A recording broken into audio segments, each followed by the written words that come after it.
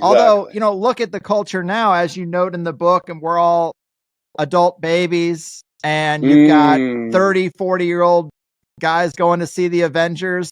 And I really do understand, because it's like, they rehash all the old IPs because they think people my age now have kids that are 5, 6, 7, 8 years old, and like it's a double whammy to bring your kid to it, and you get to relive your childhood, and your kid gets to see the new live action Lion King. And there's some of that, but it is a little disturbing that we have become man children, especially in the gaming space. People are still playing the same game they played when they were 16, 14. I was an only child, so the TV was my best friend day in and day out. So this pop culture stuff, it's there. But I feel a little weird when I do take some time out to decompress and I play a game. I'm like, come on, man, you got to do something better than this. It's I don't feel right about it either, but we've been conditioned, I guess, my generation. And it's funny you mentioned with Devil Dinosaur Kirby being asked to make something that could become a cartoon, because that's the 80s. That's my era. And I've been watching the show on Netflix, The Toys That Made Us. And I'm really reverse engineering that. I was completely captured by these properties that were just there. You make this shitty cartoon that doesn't even really make that much sense just to sell the product line. The Ninja toy Turtles. Commercials, yeah. Right. Yeah. Ninja Turtles, He-Man. There's a great episode about He-Man, how this giant tiger that he rides on, this green tiger that he rides on, was just a repurposed toy from something else, painted green. So then they put it in the show just to sell the toy. And it's the same with Ghostbusters toys. Like, that was my era. You got kind of a more authentic comic book, art for the sake of art. Art is magic. And I got this really commercialized, we're just putting people in the consumer pipeline era in the 80s. Well, that's what inevitably happens. I was part of Generation X, or the earlier part of Generation X, which we got kind of shafted. You know what I mean? Like, I write about this a lot. Like, the stuff that, people my age are sort of nostalgic for the toys they grew up with. I'm like, no, that stuff all sucked. Yeah. The stuff that you guys got, like in the 80s and 90s and stuff, that stuff was awesome. I was really jealous. I was like, we had like $6 million man dolls, were like 13 inches, and they just like, it's all cheap like, plastic. We just had garbage, and this is the whole thing, like the alchemy of history. Like, the alchemy of history is something that I think about a lot. How all these sort of conditions and events and all these things sort of coalesce with the alchemy of history, the alchemy of time, and just create like something else, like it's transmuted, right? The thing about like Marvel Comics is that if you were like a nerdy kid in the 70s, right? And this is pre-Star Wars, right? Star Wars didn't come along until I was like 10 years old, right? You didn't have anything else. There was nothing else. Like, all the DC, like Batman, Superman, that stuff was like, nobody liked that shit. It was just cornball, stuff for your older brother, your dad, or something. Like, Marvel Comics are the only thing that like was speaking to like young nerdy kids at all. There was nothing on television. Like, the only superhero stuff on television was garbage, like Super Friends or Shazam and ISIS, you know what I mean? Which is just weird, like that whole Shazam live TV show was like pedo as fuck. And we just didn't have anything, there was nothing that was speaking to us. And all there really was Marvel comic books, right? And it wasn't until like after, around the same time Star Wars, that like Star Wars comes along and punk rock comes along and everything like that. And you mentioned punk rock. It's like, punk rock now isn't just like, it isn't over. It would be fine for me if it was over. It's just like this weird, neutered, tamed, emasculated shadow. Like all these punk rock concerts where you need to get the jab to get in. It's like, yeah, dude, that's punk rock as hell. Pfizer, man. There's nothing more punk rock than Pfizer, man. Right on, Broke my heart. It's just all of them. Like, even guys that I grew up with, like, so it's like Jello Biafra from Dead Kennedys. I mean, we all knew that he was a fraud from very early on, because we're all like into the Dead Kennedys, because they were sort of like the first hardcore band to get an album out. And then like we all just like, he's not who he pretends to be. And like, so like, I wasn't surprised to see him like, oh, get your jab. Oh, yeah, Jello Biafra says get your jab. It's like, shut up, Jello, you friggin' loser. All right. And it's just like, just so gelded and emasculated and just like little poodles on little pink leashes. That's what punk rock is to me now. Like when I think of punk rock now, I just think of like, just phony slaves, little servants, little servile, little docile little slaves to the establishment. Mm-hmm. That's what it becomes. But that's exactly the process that you mentioned before in your introduction, is how these things are appropriated, co-opted, and then just completely emasculated, as far as I'm concerned. Mm-hmm. So on the subject of music, I had this here. This is from your anniversary post where you say it's only taken 40 or so years, but I feel like I'm finally starting to get my bearings in the synchromystic wilderness. Oddly enough, it's all based in a return to first principles, music and dream, because those are, by many multiples, the most powerful channels through which the spirits broadcast to us all. Not the only channels, mind you, but just the most powerful. Well, what else do you think are some of the powerful channels? Maybe we have to go down to tier 2, but what are some of the other major channels that people should be aware of when it comes to extracting that dream logic or the messages from the other side? I think I might be the wrong person to ask, because like I'm so into that zone, that music and dream zone, or just like going out at night under the stars and vibing. You know what I mean? Or Yeah, just well, like that might be one, just isolation, nature. a little bit of eddies, light dose of eddies. Just to chill you down a few notches.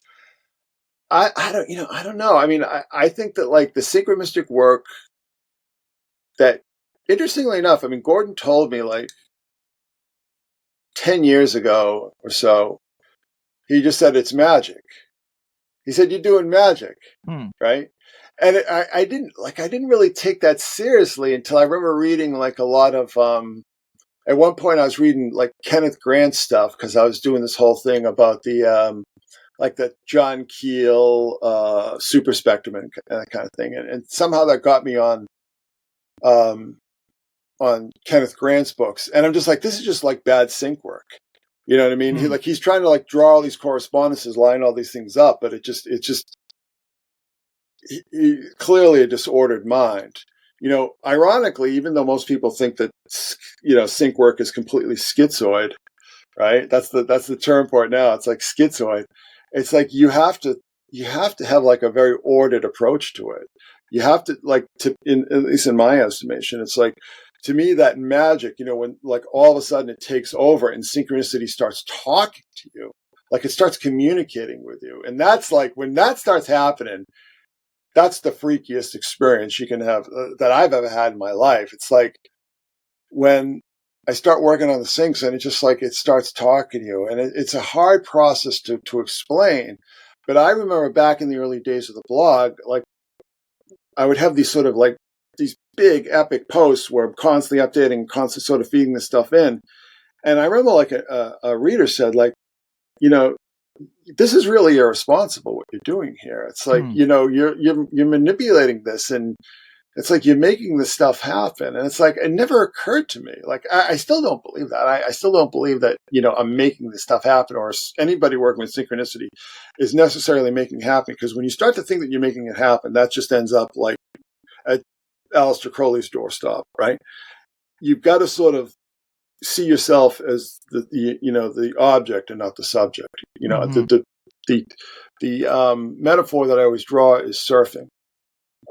Did you surf when you were down in San Diego? I tried. I got stung by a stingray pretty early on in my trials, and I just didn't really go back in the ocean after that. Yeah. Oh, that's nasty.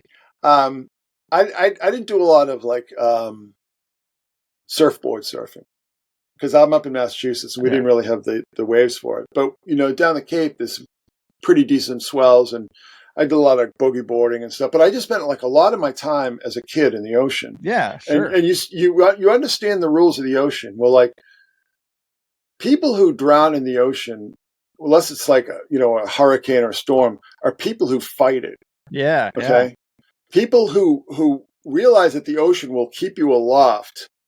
Particularly when there's some like really, good surf coming in. I mean, you don't have to do anything. You just lie back and let it happen, Gotta right? ride the tide. And exactly. And I that's how I look at synchronicity work. It's like, just don't fight it. Go with the flow. Go where it wants to take you, right? I don't know if I don't do magic, right? I'm not involved in any types of magic other than what, Gordon would argue Synchomysticism is, right? I mean, he would argue, like, I just see it as mysticism. I always try to differentiate between magic and mysticism. You know what I mean? Because mysticism is surfing, right? That's what I see it. Like magic to me it's like, I don't know, it's like maybe building a boat or trying to build a seawall. It's something where you're trying to control the elements. And I don't believe in that. I don't think that works ultimately, but I think it ends up getting people into some very egotistical, narcissistic headspaces that I don't think we belong in. And that's why I always use like, just go with the flow. You know what I mean? Right. So as your question, it's like, I don't know. People have to discover that for themselves. They really do. Mm-hmm. I mean, I was really lucky enough to be around at a time when there was just so much magic in music. And I'm not saying like there's plenty of occultism, don't get me wrong, but the magic of just like, things happening. Like I couldn't wait to get home from school every day because I knew like when I turned on the radio, like college radio station, I was going to hear something that I'd never heard before. I was going to hear something just brand new, like somebody just doing something new. Like that kind of energy, that kind of power is really missing because everything has been done. Yeah. At that point in time, everything wasn't done, and it was really exciting. And like concerts, you didn't have MTV, you didn't have YouTube. It's like your only chance to see the bands that you really love, that really meant so much to you, was in concert. So that was a religious experience. That was like going to see the Pope. You know what I mean? It really did have that power. It had that power of like transcendence. And I can't really speak to anything like that because everything, and I don't want to insult anybody or anything, but it's just like having had those experiences, particularly with like music and so on. Everything that, any kind of magic or any kind of system just seemed like weak tea, to my palate. When you're particularly being in like the whole hardcore scene where it's just like, you know what I mean? Just like hyper stimulation. So I don't know. I mean, I don't know if I personally, I don't know if magic is really the way to go. I really believe, and I've always believed, it just took me sort of a long time to clarify it. I believe in like the mystic, not the magic, And like I said, it's the surfing, just find those, use your mystical sense to find those great swells and just surf them. So riding the waves rather than trying to bend them to your will. Can you believe it, people? A video clip and a peek into how that sweet THC sausage is made. For some people, I'm sure it's nice to put a face to the name, so I started making clips that are a little more YouTube friendly than the full show tends to be. Get the full show on any podcasting platform. I prefer to keep it audio only, so we have a more decentralized distribution for a controversial show, and also so I can edit out the ums and ahs and barking dogs and all the things that happen when a person records in their home environment. And then if you really like the show, you can sign up for THC Plus, and instead of 1 hour interviews, you get the full 2 hour interview for just $8. I think that's a better deal, more of a win-win than asking you to support the show by booking a therapy session or buying generic Viagra. It's getting weird out there, folks. So just go to the highersidechats.com or click the link at the top of any set of show notes, and all your wildest dreams will come true. All right? All right. The Higherside Chat Show.